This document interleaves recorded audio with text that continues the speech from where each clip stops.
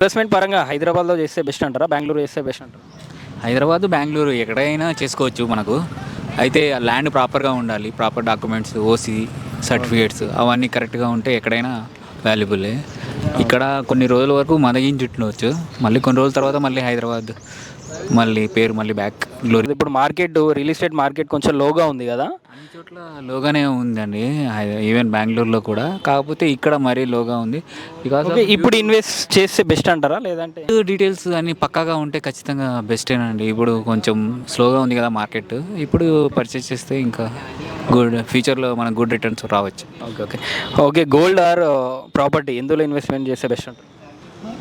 ఇప్పటికైతే నా సజెషన్ అయితే ప్రాపర్టీనే best suggestion. Gold okay, course ఇది పెరుగుతూనే ఉంటుంది. ఇప్పటి వరకు మ్యాక్సిమం రీచ్ అయింది. ఇంకా బహుశా ఇంకా పెరగకపోవచ్చు.